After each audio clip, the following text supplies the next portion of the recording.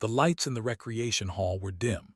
They always kept them dim on Aura Station because many species found bright light painful. Al sat in his usual corner, his four eyes watching the young soldiers who filled the room. They were fresh from training. Their armor was still shiny. Their weapons had never been fired in real combat. They did not know what war truly was. Al knew he had fought in 17 campaigns across 6 star systems. His scales bore the scars of plasma burns and blade wounds. His left arm was mechanical now, a replacement for the one he lost on Nexus 7. He was old by soldier standards, nearly 60 cycles, and he had earned his rest. But rest did not come easy to those who had seen what he had seen. A young recruit approached him. The boy was barely out of his growth phase, his green scales still soft and flexible. He carried 2 drinks and offered one to Al with a nervous smile. "Veteran Al," the boy said, "we were hoping you might tell us some stories about the wars." Al took the drink but did not smile back. "Which wars? I have fought many." The young soldiers gathered closer. There were perhaps 20 of them now, from a dozen different species. And others. They sat on the floor like children waiting for a lesson. "Tell us about the humans," another recruit said. This one was, his blue skin shimmering in the low light. "They say you fought alongside them." The room grew quiet. Al noticed that even the bartender stopped polishing glasses. Everyone looked at him now. He took a long drink and set the glass down slowly. "You want to hear about the humans," Al said. It was not a question. "The senior officers never talk about them," the boy said. "They change the subject or tell us to focus on our training, but there are rumors, stories." "They are not just stories," Al said. His voice was low and serious. "I was there. I saw them with my own eyes, and I still see them in my dreams." He paused for a moment, gathering his thoughts. The memories were old, but they had never faded. Some things stayed with a soldier forever. "It was during the siege of Nexus 7, Al began. The swarm had taken the planet. They had millions of soldiers on the ground and hundreds of ships in orbit. We were part of a relief force, but we arrived too late. The main army had already fallen. The cities were burning. We thought everyone was dead." The recruits leaned forward. They were completely silent now. "But then we picked up a signal, a weak transmission from a mining outpost in the northern mountains. Someone was still alive down there. The high command said it was not worth the risk. The outpost had no strategic value. They ordered us to leave." Al's mechanical hand tightened around his glass. But the humans did not agree. "There was a Terran ship in our fleet, a small frigate called the Burning Star. Its captain, a woman named Lisa Cole, said that her people were in that outpost. She said she was going to get them out.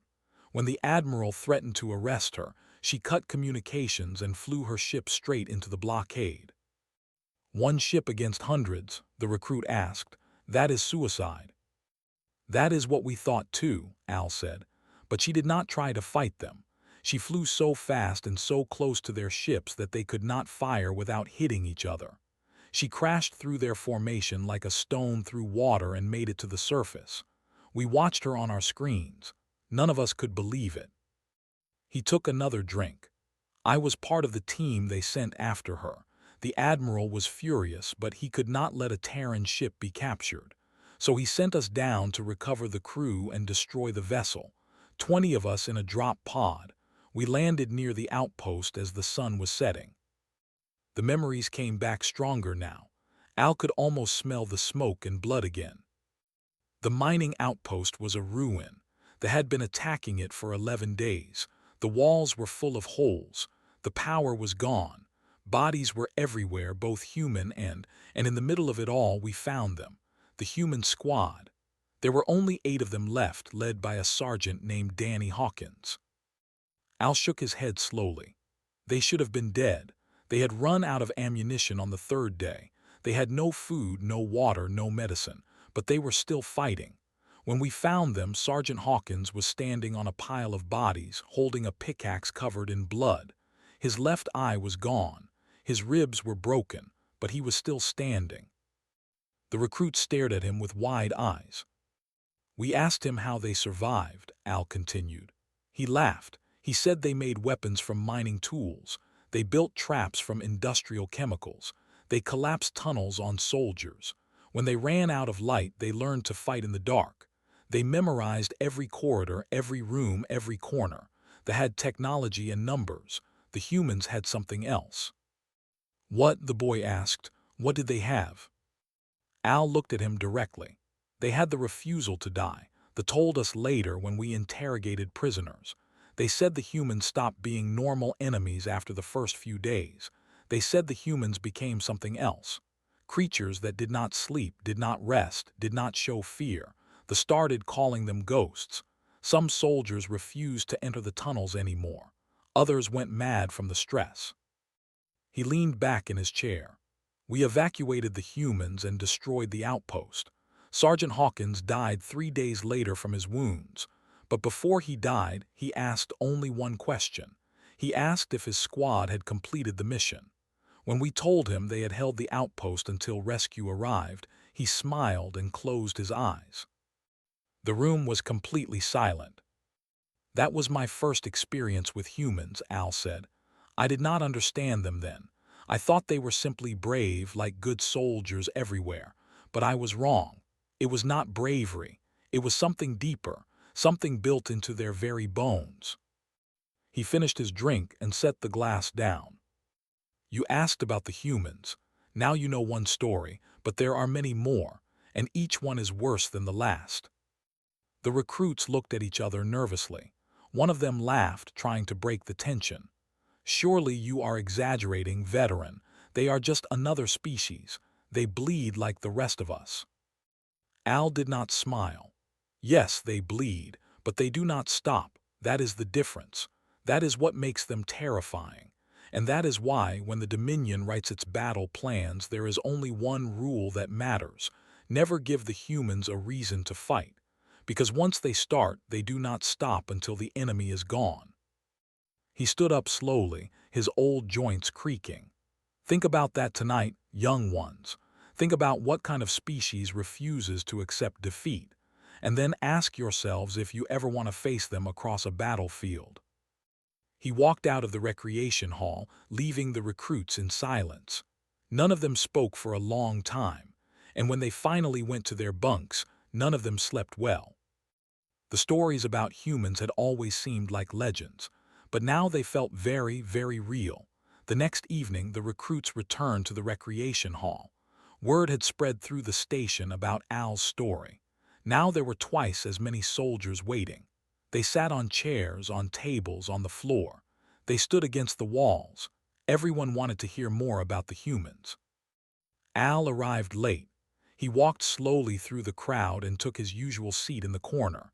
Someone had already placed a drink on the table for him. He picked it up and looked at the faces around him. So many young eyes, so much innocence that would soon be lost. "You came back," he said, "even after what I told you last night." "We need to know," the boy from before said. His name was Al had learned. "If we are going to fight alongside humans, we need to understand them." "You will never understand them," Al said simply. "I have fought with them for 30 years and I still do not understand them, but I can tell you what I have seen, and maybe that will be enough." He settled into his chair and closed his eyes for a moment. When he opened them again, they were distant, lost in memory. "The Battle of the Hollow Moons," he said. "That is what they called it in the official reports, but those of us who were there called it something else. We called it the day the humans taught us what loyalty really means." The crowd grew quiet. Someone dimmed the lights even further. It felt like a ritual now, like something sacred. "The Syndicate forces had trapped our fleet between 3 moons," Al explained. "They had twice our numbers and better positions. The Dominion High Command looked at the situation and made a calculation. They decided that our fleet was lost. They ordered a full retreat. Any ship that could escape should run. The rest were acceptable losses." He spat the last 2 words like they were poison. Acceptable losses. That is what they called 15,000 soldiers stranded on the surface of the second moon, ground troops who had been waiting for evacuation, men and women who had families, who had names, who had lives. They were written off with a single message: retreat to secondary positions. Surface forces are to be considered lost. Shifted uncomfortably. But that is standard military doctrine. Sometimes sacrifices must be made for the greater good. That is what we told ourselves, Al agreed. Every species in the galaxy understands acceptable losses, every species except one. He leaned forward. There was a human carrier in our fleet, the Relentless Dawn. It was not a large ship, maybe 500 crew. Its captain was a woman named Lisa Mercer.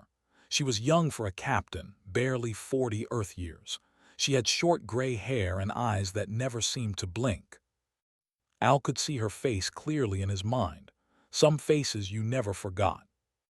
When the retreat order came, Captain Mercer did something no one expected.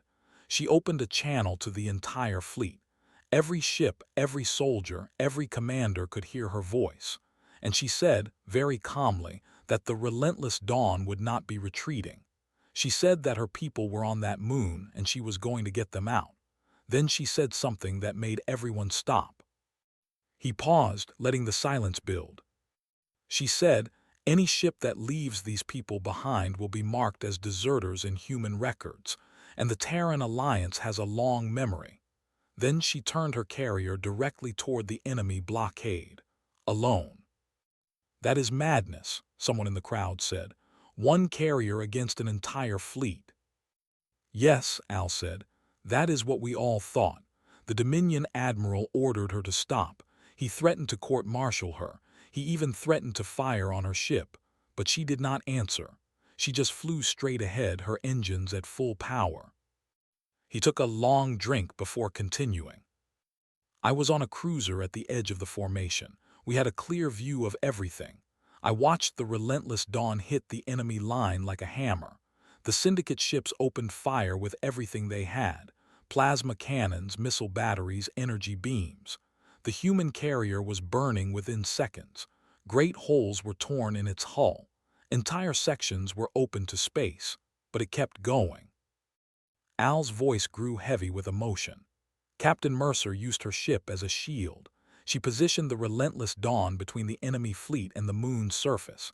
Every shot that hit her carrier was a shot that did not hit the evacuation shuttles. And while she was drawing their fire, humans were pulling soldiers off the ground. Thousands of them. Our soldiers. Dominion soldiers. She was dying to save people who were not even her own species. The crowd was completely silent. Several recruits had tears in their eyes. The battle lasted for 2 hours, Al continued. By the end, the Relentless Dawn was not even a ship anymore. It was a skeleton. 90% of its crew was dead. Its weapons were gone. Its engines were failing. But Captain Mercer stayed at her post. She kept that ship moving, kept it blocking enemy fire until the very last shuttle reached safety. He set down his glass with a trembling hand.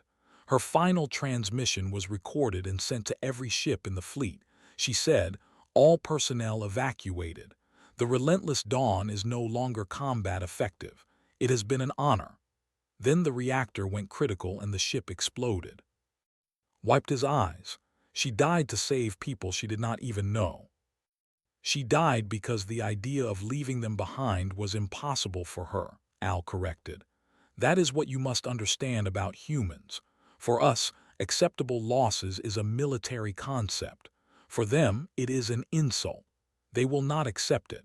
They will fight against it with everything they have, even if it costs them their lives. He stood up slowly and walked to the center of the room. The recruits parted to make way for him. After the battle, the Dominion gave Captain Mercer a medal. They called her a hero. But the humans who served with her said something different. They said she was just doing what any human would do. They said leaving people behind was not an option. It was not even a thought. Al looked around at the young faces. The Dominion saved 15,000 soldiers that day. Not because of our strategy or our strength, but because one human woman decided that those lives mattered more than her own. And she was not special. She was not unique. She was just human. He walked back to his seat and sat down heavily. That is the second thing you must know about humans. They do not calculate the value of lives. They do not weigh one against many. When they decide to protect someone, they protect them completely, even if it means dying, even if it means sacrifice beyond reason. The recruit who had spoken the night before raised his hand hesitantly. But surely not all humans are like this. There must be cowards among them too. Of course there are, Al said. Humans are not perfect. They have their weaknesses, their failures, their dark moments, but even their cowards are dangerous. Because a human who runs from battle today may come back tomorrow with a plan. A human who fails once does not accept that failure. They learn from it. They adapt. They return stronger. He finished his drink. That is why we do not make war on the humans lightly, not because they cannot be killed. They die as easily as any of us, but because killing one human means 10 more will come seeking revenge, and those 10 will not stop until the job is done. The crowd began to break up slowly. Soldiers returned to their bunks, their minds full of new thoughts, but Al noticed that many of them glanced back at him as they left. They wanted more. They needed to understand. And Al knew he would tell them more tomorrow, because these stories needed to be told, because young soldiers needed to know what they might face, and because somewhere out there in the dark between stars, humans were still fighting, still refusing to accept defeat, still protecting each other with a loyalty that all logic. It was terrifying, but it was also in its own way beautiful. Al sat alone in the empty hall for a long time, thinking about Captain Mercer. He hoped that wherever humans went when they died, she was at peace. She had earned it. 3 nights had passed since Al began telling his stories. Each night more soldiers came to listen. The recreation hall was packed now. They brought their own chairs. They sat on the bar counter. Some even stood outside the door, straining to hear his voice through the speakers. Al looked at them all and felt something he had not felt in years. Purpose. These young soldiers needed to understand the truth about the galaxy. They needed to know what kind of creatures walked among the stars. And most importantly, they needed to know about humans. Tonight, he said slowly, I will tell you a story that still gives me nightmares. It is not about a battle. It is not about a fleet or an army. It is about one man, one single human, and what he did to an entire occupation force. The room fell silent. Even the bartender stopped what he was doing and listened. The planet was called IV, Al began. It was a small human colony world on the edge of Terran space. About 50,000 people lived there. Farmers, miners, families with children. They had no military base, no weapons factories, no strategic value. They were just ordinary people living ordinary lives. He paused to take a drink. His throat was dry, and not just from talking. Then the came. You young ones may not know much about the. They were a proud species, powerful warriors, rulers of a small empire near human territory. They decided that IV would make a good example. They wanted to show the humans that they were not afraid of them, so they invaded. Al shook his head slowly. It was not a battle, it was a slaughter. The humans had no army to defend them. They killed anyone who resisted and enslaved the rest. Within a week, they controlled the entire planet. They brought in 40,000 soldiers to maintain order. They built prison camps. They crushed any hope of rebellion, or so they thought. The recruit raised his hand. How do you know all this, veteran? Were you there? No, Al said. I learned about it later. After the war ended, the Dominion gained access to military records. I was part of the team that reviewed them, and what I read in those files kept me awake for many nights. He leaned back in his chair. When the invasion happened, most of the colonists were captured or killed, but one man escaped. His name was Sam. He was a maintenance worker at a water treatment plant. Nothing special about him. No military training. no combat experience, just an ordinary human with ordinary skills. "What happened to him?" someone asked. "He ran," Al said. "When they came, he grabbed whatever supplies he could carry and fled into the mountains. The northern region of IV was heavily irradiated from old mining operations. They did not bother searching it. They assumed anyone who went there would die from the radiation within weeks." He smiled grimly. They were wrong. Sam survived. Somehow he found ways to filter water to grow food to protect himself from the worst of the radiation. He lived in caves and abandoned mines. He moved constantly, never staying in one place too long, and after 3 months of surviving alone, he decided to fight back. The crowd leaned forward. Everyone was hanging on his words. The first attack was simple, a supply convoy traveling through a mountain pass. The drivers found their path blocked by fallen rocks. When they got out to investigate, they never came back. They found their bodies the next day, killed with simple tools, mining picks, sharpened rocks. Their weapons and supplies were gone. Al's voice grew darker. At first they thought it was bandits, survivors hiding in the wilderness. They sent patrols to hunt them down. The patrols never returned. Search parties found their remains scattered across miles of territory, each one killed in a different way. Some fell into hidden pits. Some were crushed by rock slides. Some simply vanished, their bodies never found at all. He looked around the room. Every face was pale now.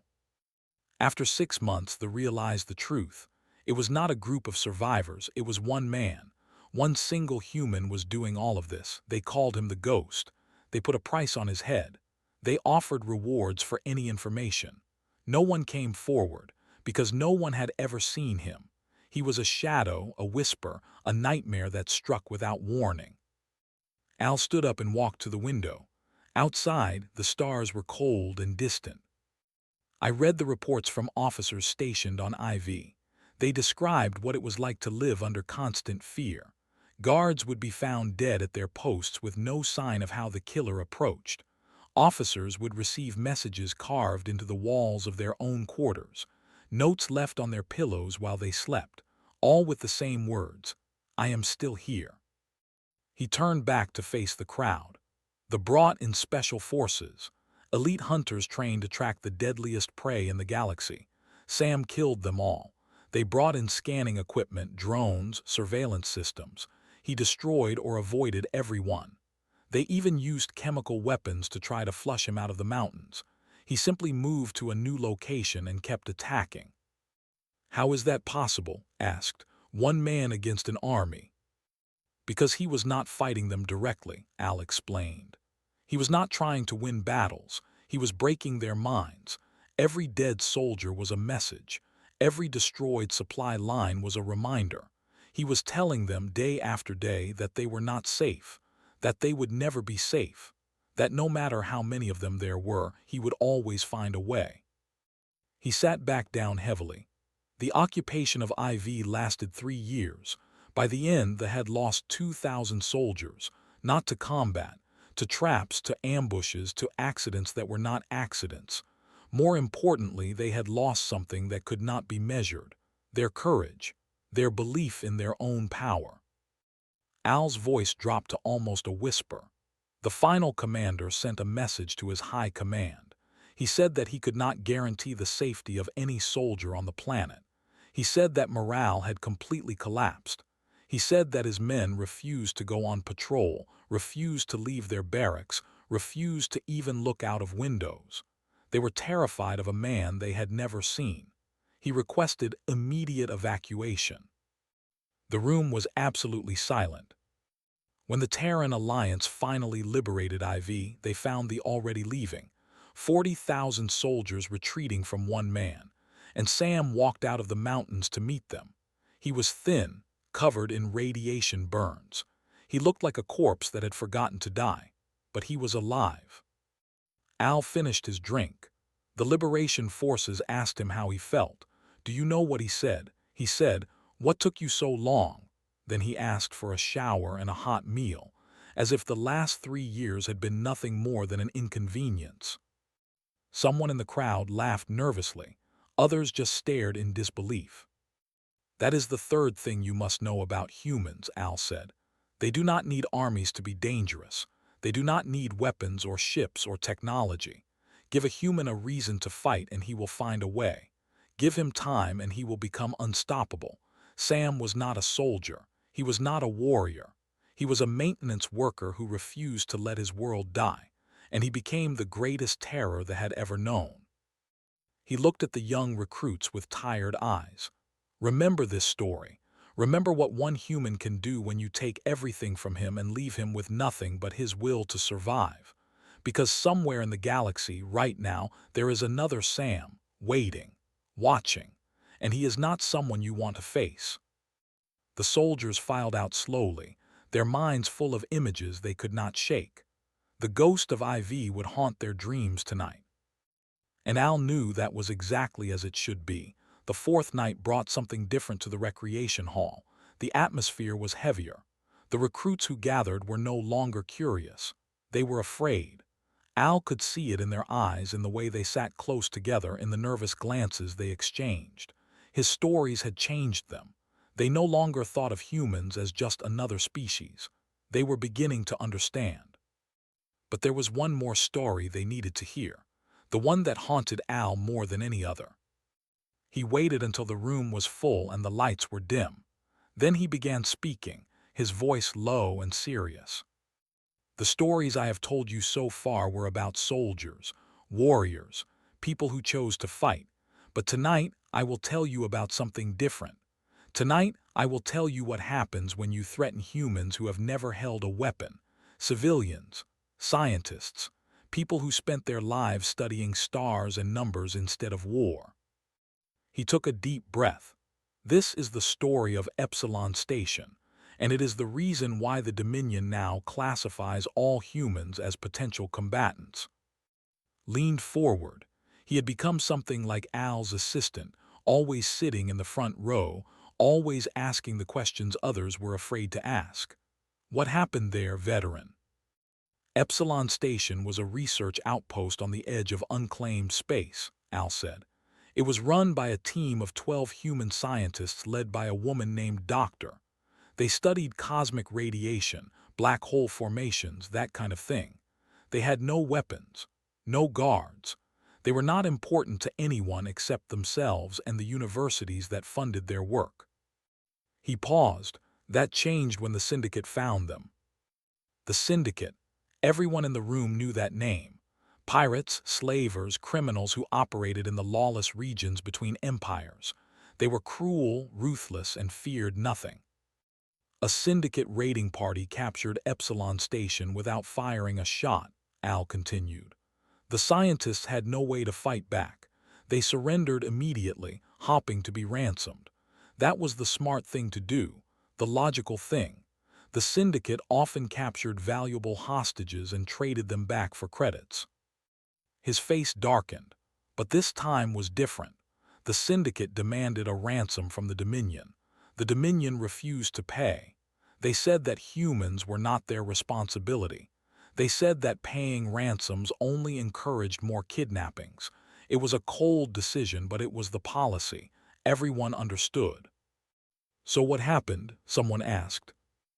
Al's hands tightened into fists. The Syndicate captain decided to make an example. He announced that he would execute the hostages one by one, broadcasting the deaths across military channels. He wanted everyone to see what happened when you refused to pay. He wanted to send a message.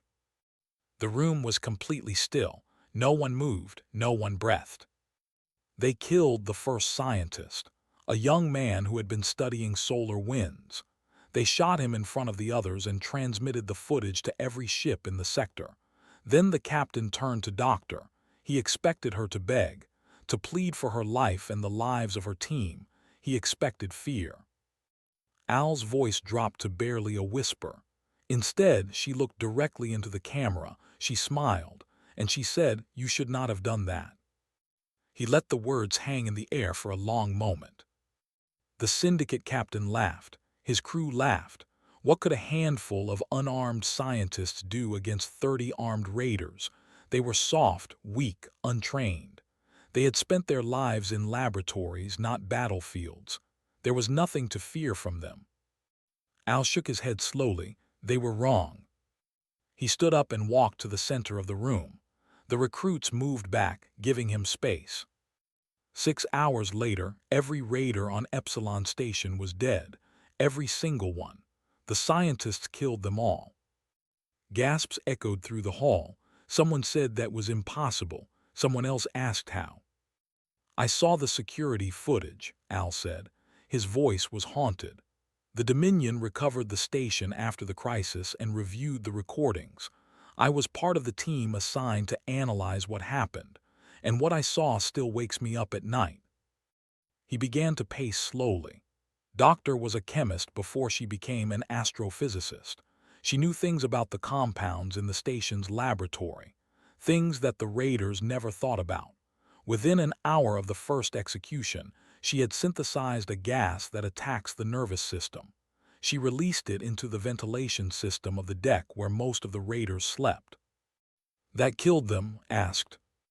No, it paralyzed them. They could not move, could not scream, could not fight back, and then the scientists came for them. Al's voice was grim. They used laboratory tools, laser cutters meant for precision experiments, surgical instruments, chemical sprays that could dissolve metal. One by one, they went through the paralyzed raiders and ended them. Several recruits looked sick. One actually stood up and left the room. But that was not enough for Doctor. There were still raiders in other parts of the station, armed, alert, and now aware that something was wrong. So she adapted. She turned the station itself into a weapon. Al stopped packing and faced the crowd directly. She overloaded power conduits in the corridors where raiders patrolled. She vented atmosphere from sections where they gathered. She flooded compartments with radiation. She turned off the lights and let her team hunt in the darkness they knew better than anyone. These were people who had lived on that station for years. They knew every corridor, every panel, every hiding place. His voice hardened. The raiders had guns, the scientists had knowledge, and knowledge won. He returned to his seat and sat down heavily. By the time it was over, 11 scientists had survived. They had killed 30 armed raiders without losing anyone else. When rescue ships arrived, they found Doctor sitting in the command center, covered in blood, drinking a cup of coffee. She asked if they had brought medical supplies. The room was silent for a long time. That is the fourth thing you must know about humans, Al said.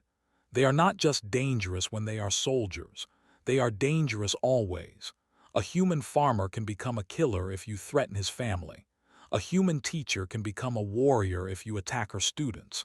A human scientist can become an executioner if you harm her team. He looked at the young faces around him. Do you understand now? Do you see why we fear them? It is not their military that frightens us. It is the fact that every single human is a potential threat. They do not need training. They do not need weapons. They need only a reason. And once you give them that reason, nothing will stop them. Spoke up, his voice shaky. But surely this was an extreme case. Surely most humans would just surrender and hope for rescue.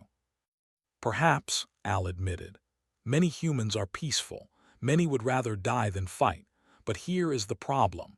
You can never tell which ones are which.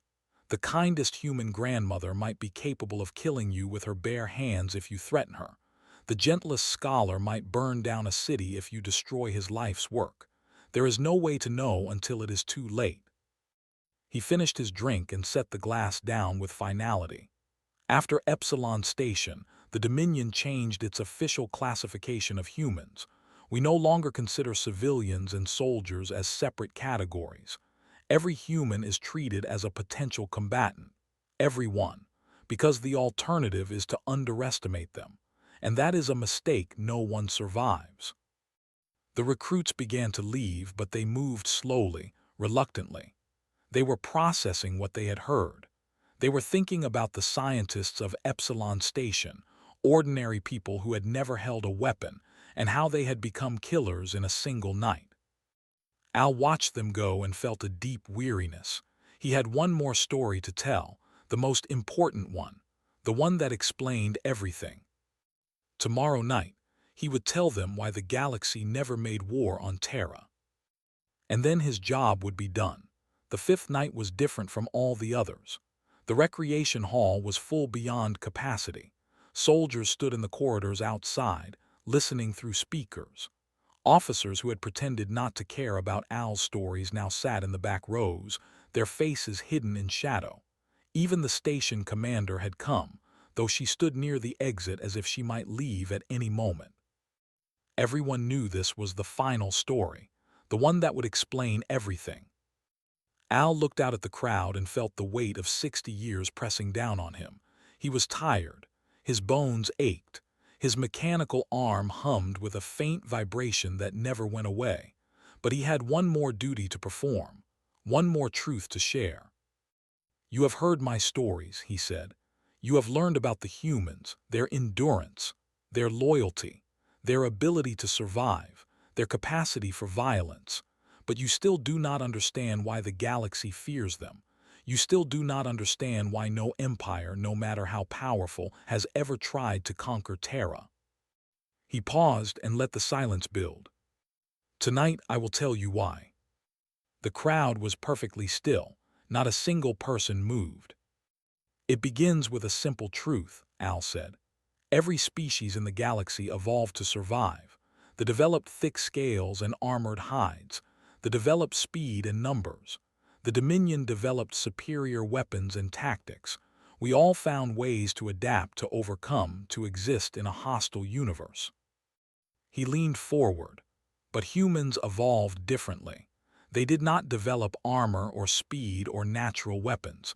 Instead, they developed something far more dangerous. They developed the refusal to accept defeat." Raised his hand. "Veteran, many species fight hard. Many species refuse to surrender. How are humans different?" "A good question," Al said. "And the answer is simple. When other species refuse to surrender, they are being brave. When humans refuse to surrender, they are simply being human. It is not a choice for them. It is who they are." He stood up and walked to the window again. Outside, the stars glittered coldly. "I have told you about Sergeant Danny Hawkins, who held a mining outpost for 11 days with no ammunition. I have told you about Captain Lisa Mercer, who sacrificed herself to save soldiers who were not even her own species. I have told you about Sam, who fought an entire occupation force alone for 3 years. I have told you about Doctor, who turned a research station into a slaughterhouse." He turned to face the crowd.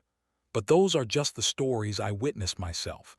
There are thousands more, millions more. The history of humanity is written in blood and fire and the absolute refusal to give up." Al began to walk through the crowd. They parted before him like water. "Let me tell you about Master Sergeant Cole. He was the last human standing at the Battle of Crimson Valley. His entire company was dead. He was wounded in 7 places. He had no ammunition, no reinforcements, no hope of survival. The enemy offered him surrender. Do you know what he did?" No one answered. "He strapped explosives to his chest and walked into their command center. He killed their entire leadership in a single moment. The battle turned because of his sacrifice. But when they asked him why he did it in the final seconds before the detonation, he said only one word: revenge." Al stopped walking and stood in the center of the room. Or Corporal Torres. She was paralyzed from the waist down by enemy fire. Her spine was shattered. She could not walk, could not run, could not even crawl properly. But she had intelligence that could save an entire division. So she dragged herself through 3 miles of enemy territory using only her arms. It took her 14 hours. She delivered the warning with her dying breath. 17,000 soldiers lived because she refused to let her broken body stop her. His voice grew heavier. "These are not exceptional humans. These are ordinary humans in extraordinary circumstances, and that is what makes them terrifying. Any human, given enough pressure, can become something like this. Any human can find depths of strength that should not exist." Al returned to his seat and sat down slowly. The humans have a word that we cannot translate properly. They call it spite. It is an emotion, a motivation, that drives them to continue fighting even when there is no hope of victory. They will destroy themselves to hurt their enemies. They will burn their own worlds rather than let invaders take them. They will sacrifice everything not to win, but simply to make sure the other side does not win either. He looked around at the silent faces. This is why we do not make war on Terra, not because we cannot defeat their fleets, not because we cannot bomb their cities, but because even if we won, we would lose. The station commander spoke from the back of the room. Her voice was cold and professional. "Explain what you mean, veteran." Al nodded to her. "Commander, imagine that the Dominion decided to invade Earth tomorrow. We would send our greatest fleets. We would deploy millions of soldiers. We would use every weapon in our arsenal. And eventually, after years of fighting, we might conquer them." He shook his head. "But then what? We would have to occupy a planet of 8 billion humans who refuse to accept defeat. Every city would become a battlefield. Every home would become a fortress. Every human, from the oldest grandmother to the youngest child, would become an enemy. They would fight us with weapons, with chemicals, with their bare hands. They would never stop. Not in a year, not in a decade, not in a century." His voice dropped. "And worse, there would be survivors. Somewhere in the galaxy there would be human colonies that escaped our attack. Human ships that fled to the darkness between stars, and they would come back. Not next year, not next century, maybe not for 1,000 years, but they would come. And they would remember. And they would not stop until they had destroyed everything we ever built." The room was completely silent. Even the station commander looked pale. "That is the lesson of human warfare," Al said. "You can kill a human army, but you cannot kill human determination. You can destroy a human city, but you cannot destroy human memory. You can win every battle and still lose the war because the war never ends. Not for them. Not ever." He stood up one final time. His old bones protested, but he forced himself to stand straight and tall. "I am an old soldier. I have seen more death than most of you will see in your entire lives. And I am telling you now, with all the certainty in my heart, that the humans are the most dangerous species in the galaxy. Not because they are the strongest, not because they are but because they simply do not know how to quit." He looked at each face in the crowd, one by one. "Remember what I have told you. Remember the stories. Remember Nexus 7 and the Hollow Moons and IV and Epsilon Station. Remember the humans who died fighting impossible odds. And remember that for every story I told you, there are 100 more I did not." Al walked toward the door. The crowd parted silently before him. "We do not make war on Terra," he said as he reached the exit. "We do not provoke the humans. We do not corner them. We do not give them reasons to fight. Because if we do, they will teach us what war really means. And the galaxy is not prepared for that lesson." He stopped at the doorway and looked back one final time. "Be grateful, young ones. Be grateful that the humans are our allies and not our enemies. Because if they were our enemies, none of us would survive." Then he walked out into the corridor and disappeared into the shadows. The recreation hall remained silent for a long time. Soldiers looked at each other with new understanding in their eyes. The station commander nodded once and left without speaking. And somewhere in the distance, through the windows that looked out onto the infinite darkness of space, the stars continued to burn, cold and eternal, just like the stories of humanity. Stories that would be told for as long as any species remembered.